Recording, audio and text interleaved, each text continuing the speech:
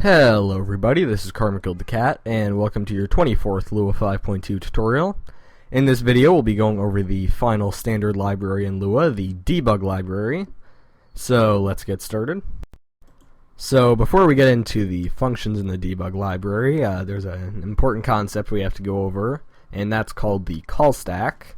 And I could make an entire tutorial, not really on one programming language, but I can make an entire just general tutorial on call stacks.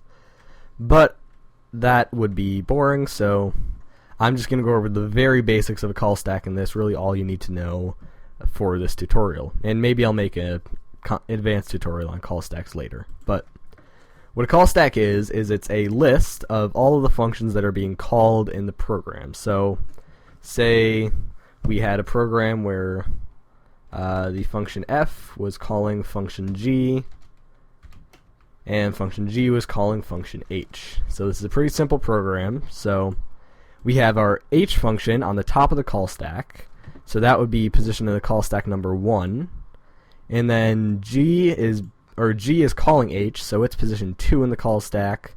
F is calling g, so it would be position 3 in the call stack. So it's basically just a list in reverse order of all the functions that are being called in the program in the order that they're being called. So the function on the top of the call stack is the function that is running currently. So the h function would be running, or in this program where f calls g and g calls h, function h would be running, and so it's on the top of the call stack, and when it finishes running, it's removed from the call stack, g continues running. When g's done, it's removed from the call stack, f continues running. When it's done, it's removed, and the program ends.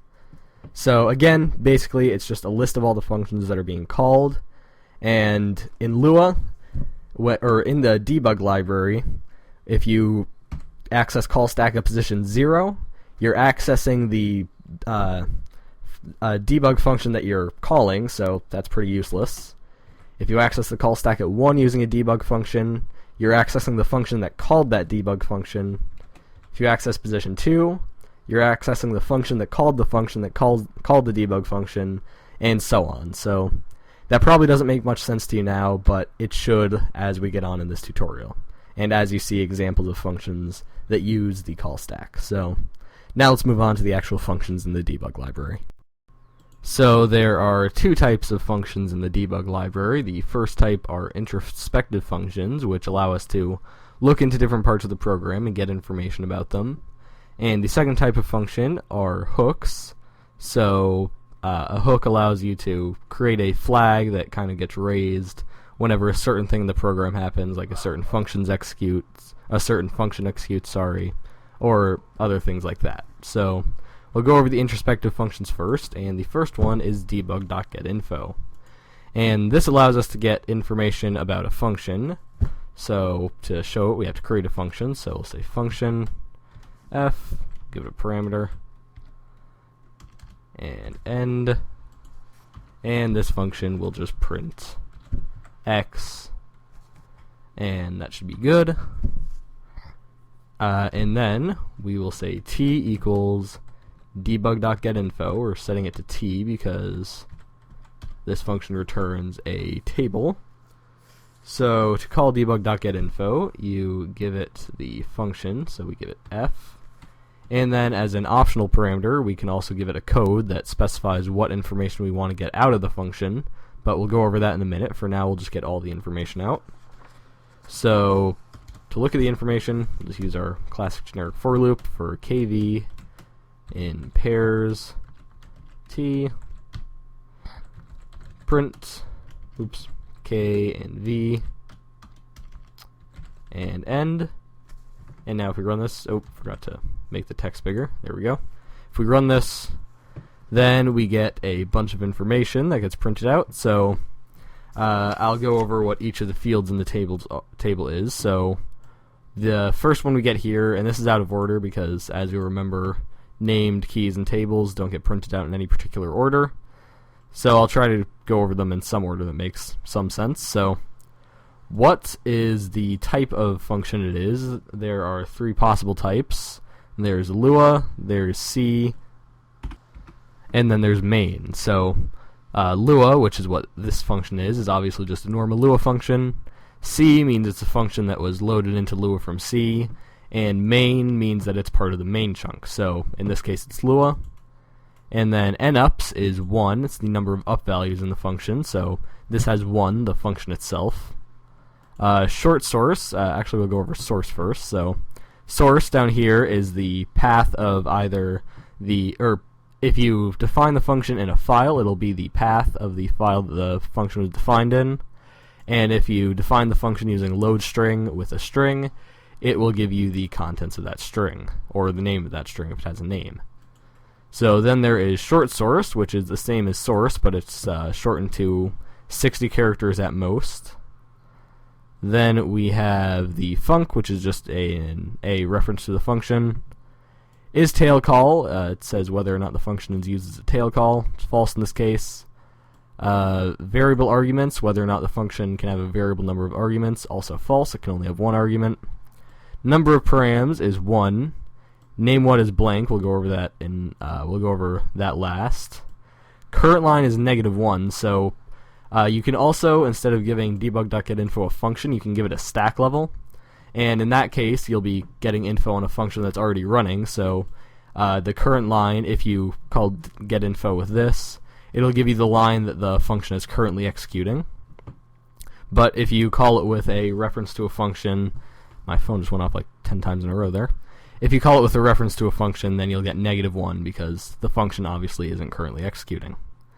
Then there is a line defined, which is 1. That's the first line that the function is defined on, which in this case is line 1.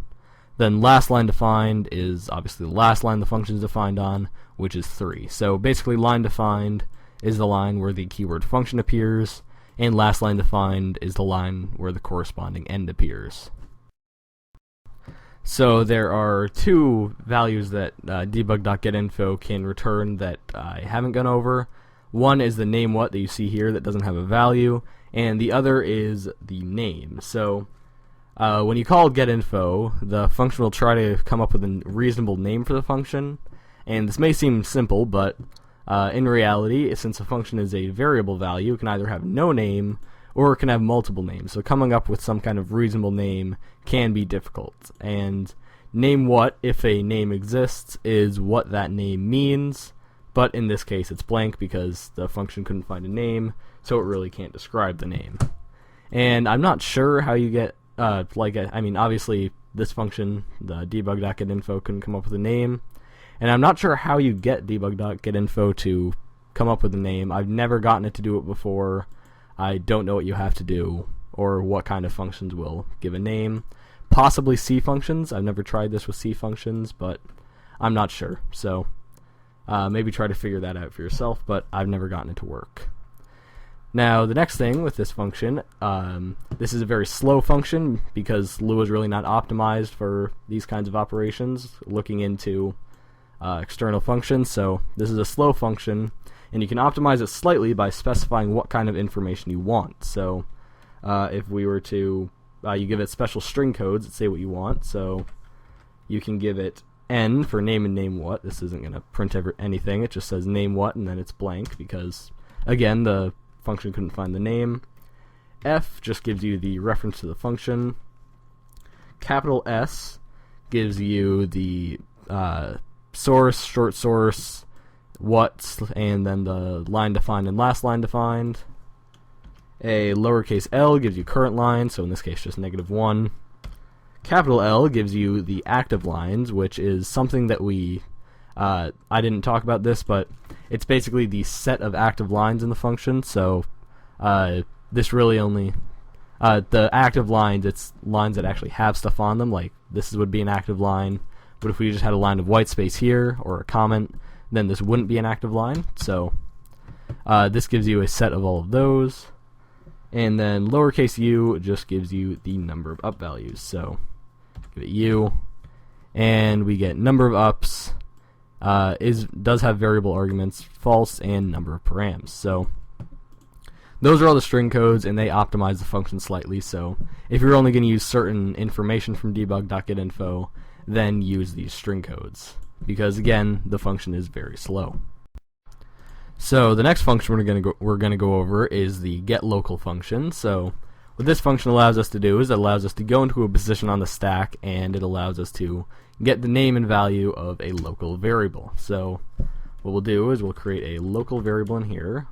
We'll call it y, set it to 10, and then we'll say name, comma, value equals, this will make sense in a minute, debug get local. And the parameters are two numbers, so we give it the position on the stack, which will give it 1, which will be our f of x function, because 1 is the function calling the debug function that accesses the stack. And then we give it another number, so this number is the local variable that you want to get, and just a little explanation there. In Lua, the local variables are stored in a list, so our parameter, which is a local variable, would be first on the list, so it would be 1. Sorry, phone's going off again. And then the second position on the list would be our y variable, and if we had, say, a local z variable, then that would be third on the list. And if you were to give the debug.getLocal function a negative parameter, then you can access any extra parameters. So if we were to call f of 10 and 20, then if we were to call debug.getLocal with a -1, it would access this 20 here. So that's really the only way to access extra parameters to functions. So for now, let's just give it a 1 so we can access our x, and then we'll print name and value. Misspelled value. And then we can call f, so we'll say f of 10, and if we run this, we get x and 10. And if we change the local variable number to 2, then we get y and 10. Probably should have given those different values. Now we get y and 50, and if we give it 3, we get z and 100. If we passed an extra value to f, then we could give it a -1, and we get nil and nil. Maybe if we give it a 0. I guess not. Maybe that was a feature they added in Lua 5.3, and I'm getting confused there. But anyway, if we call it with 1, we get x, and so on with y and z. So that is how you get a local variable from a function, and if we were to, say, have a function that called f, and then we gave debug.getLocal 2, we'd be accessing the local variables on that function stack. So say if we had g calling, or if we had a function g that called f of x, just make this function g that calls f of 10 and end, and g had a local variable 70. Now if we run this, we get nothing because we didn't call g. We get x and 70 because now we're on position 2 of the stack, so the function that called the function that calls the debug function. So that is how you work the stack and then the local variable list. And you can also set local variables with the setLocal function. So this works pretty much the same way, except we give it a third parameter that is the new value of the local variable. So we'll access our x variable here, so 2, 1, and we'll set it to 190. I'm just coming up with the random numbers here. So after we call f, then we can print our x variable here. And if we run this, we get 70. It's because I didn't change that to setLocal. Now we get 190. So you can see that while we were running the f function, we changed the value of a local variable in our g function to 190. So this kind of reveals I won't say problem, but kind of a security, again, I don't want to say flaw, but a possible, not sure how to word this. So I'm going to give up. Basically what I'm trying to say is that you really shouldn't be using the debug function debug functions for anything except debugging. So as a general rule of thumb, nothing in the debug library should appear in your final program, not only because it slows down your program, but just one of the very basic programming rules is that you should never change a local variable from another scope. So in this case, what we're doing here is we're in the scope of f of x, where this x variable doesn't exist, but we're still going in with this debug.setLocal function and changing the value of x from a completely different scope. And that's really against one of the most fundamental rules of programming, or at least scope programming. So you should really try to avoid doing this for anything but debug purposes. There's really no reason to do it. Lua is free enough with its scope that there shouldn't be any problems with it. So again, try not to use, especially don't use setLocal, getLocal, or the next two functions I'm about to go over for anything but debug purposes. So be careful with that, and also, as an extra incentive not to use these, they're very slow. So again, just don't use them for anything except debugging. So the next two functions are called get and set up value. So you may expect or be able to figure out that they allow us to do the same things that get and set local do, except with up values to a function. So let's change our function back to pretty close to what we had originally. But what we're going to do is above the function, we're going to say local x equals 10. And then, let's get rid of this parameter. Then we're going to use that x value in our x function. So this isn't the real classic example, but if you can't recognize it, f is now a closure because it uses a variable that's outside of its scope. So now the reference to this f has to store not only the function itself, but also the value of this now up value or non-local variable here. So f's a closure now, so it has up values. And what we can do is we can access those up values with the get and set up value functions. So it's basically the same thing as get local. We say name value equals debug dot get up value. And unlike get local, instead of giving it a stack index, we give it the name of the function because up values exist even when the function isn't active.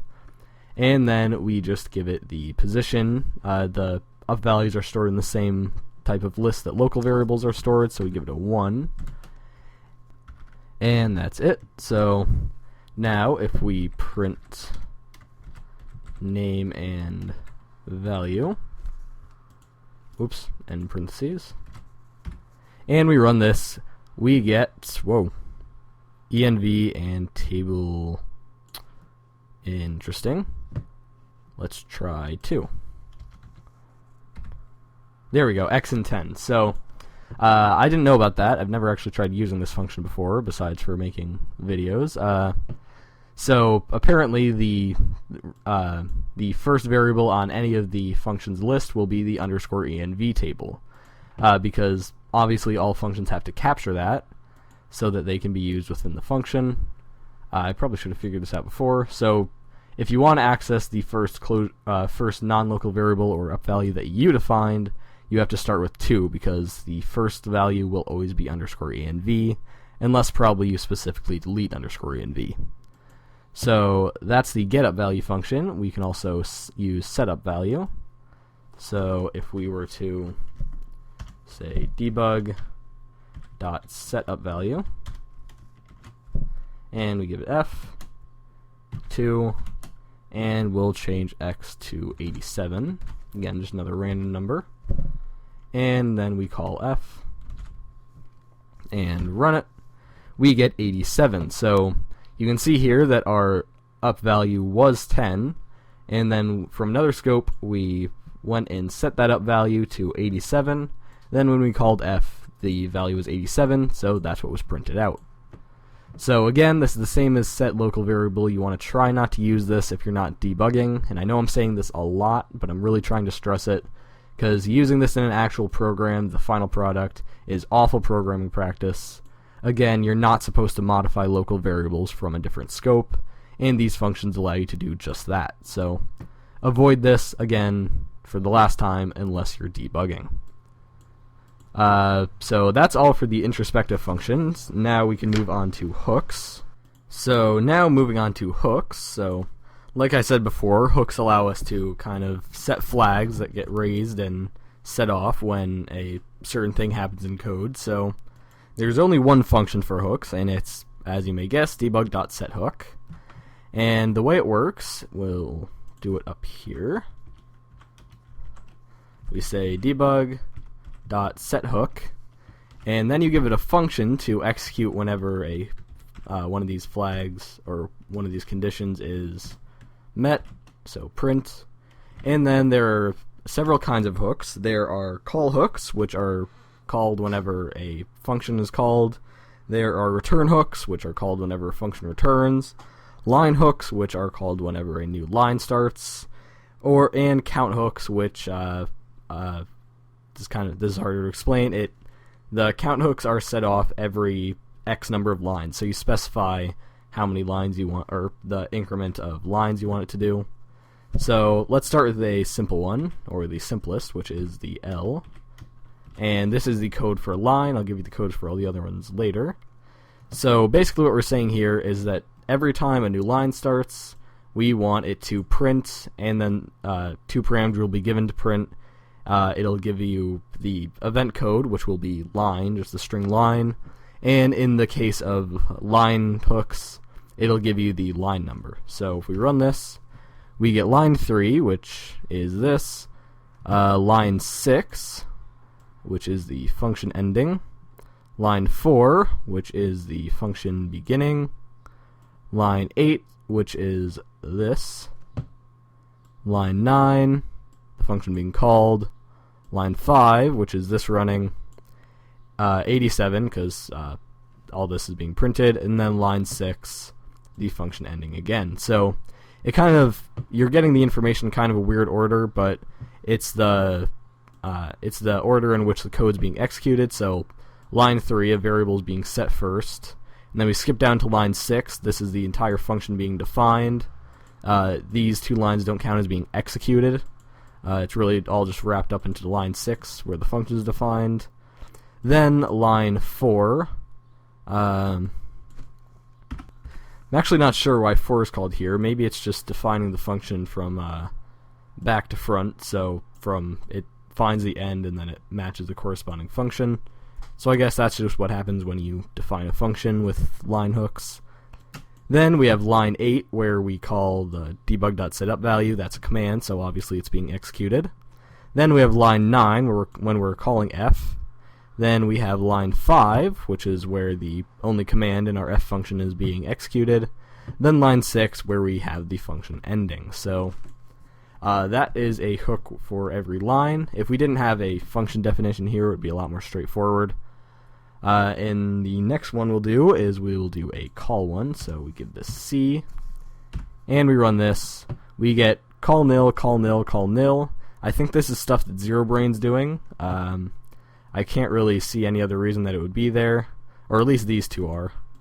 Yeah, these two would be things that ZeroBrain's doing. And then these last two call nils, the first one would be the debug.setUpValue, and the second one would be calling our f function. And you can see that the debug.setHook doesn't count as a call because the hook isn't set till after the function finishes. So that's calls. So in other words, basically every time you call a function, it gets set off. Then we have a return. So this gets run every time a function returns. So we get a bunch of return nils here. And again, I think most of these are just stuff that ZeroBrain's doing when the function, when the program starts and stops. So you can see these two would be the functions we've actually defined in the program. I think this one after the 87 would be the program actually ending. Or no, actually, this would be the debug.setHook. Sorry, I'm just trying to go through this and find out what's important. This return would be the debug.setHook. This would be the end of the f function. And then this would be the program itself returning. And then this is probably just stuff that ZeroBrain's doing. And so is these first two on top. So that is the return one. And then if we want to use count, this is kind of weird. We just give it an empty string, and then you give it the increment. So we'll say every second line we want a hook to go off. So if we run this, we get a bunch of counts. Let's actually get rid of this function to make it a little more straightforward. And we'll just add an extra command here. And we run this, we get, what's wrong with this? Oh, we have to get rid of setup value here because there's no longer an f function. There's also no longer an F function, so we can't do this. So let's just use a bunch of print commands. Just give them random parameters. And we run this. We get count nil. We get 3 printed out. Count nil, 9, count, and then 0. And then the program ends. So the reason for this kind of weird looking set of counts here is because the count hook isn't counting lines, it's counting instructions, so there are several instructions that are being executed within the print function. So that's why you get one, even though we're incrementing by 2s, that's why you get 1 count for every print function. So those are all the hooks, and there's actually one last function I want to show you, and that is debug.debug. Kind of a weird name. And this function has no parameters, and what it allows you to do is it kind of opens... Sorry, my dogs are barking, one sec. Sorry about that. So what the debug.debug function does is it opens a temporary debug console that allows you to execute Lua commands in a separate scope. And this kind of works like the standalone Lua interpreter, where every line is executed kind of in real time. So if we run this, I don't know if you can see the console with the video running the way it is. And speaking of that, I need to increase text size again. But if you can't see it, there is a line that says Lua_debug, and then it has a triangle bracket or greater than sign, whatever you want to call it. And then it lets us type, so we can type in any Lua command, so we can just say print hello, and it'll execute that and prints hello. If we want to execute multiple commands, we can put it in a do statement, so do x equals 10, print x, and end, and we run this, or hit enter, and we get 10. So you can execute any Lua commands in here, and it's in a separate scope, so you don't have to worry about overriding variables or any problems like that. So this function doesn't have much practical use outside of debugging, but it can be helpful for certain things. So just in case you need it or want it, there it is. And that's actually the last function we're going to go over in this video, so that's it. And this is actually also all for the Lua libraries. So we're done with all of those, and now we only have one more video in the normal Lua series, and that video is just going to be a few extra functions that really don't fit into any other categories, some constants, functions, stuff like that. And those we can all go over in one video, so that'll be our last video. And then we'll move on to the C library, so I'll see you then.